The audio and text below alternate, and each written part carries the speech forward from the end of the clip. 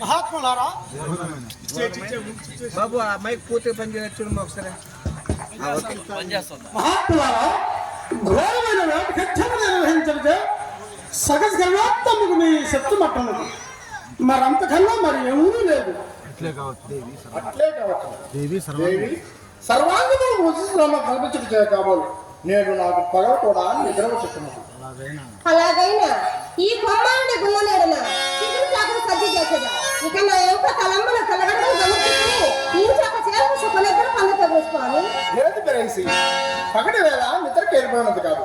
ఆ నిద్ర నా స్ఫురణకు అవుతుంది.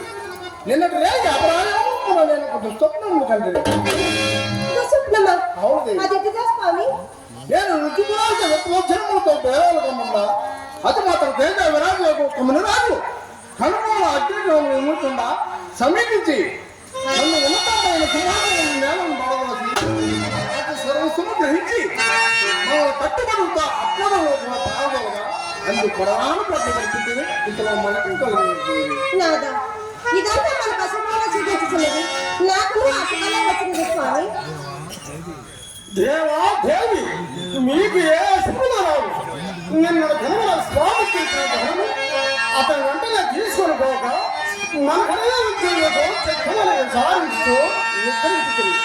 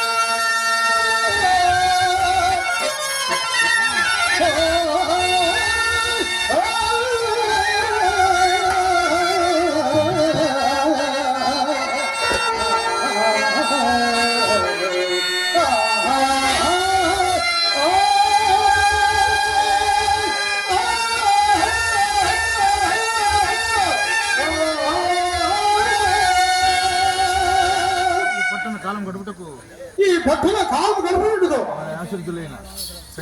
సంగీత పాఠకులైన దగ్గర లేరే.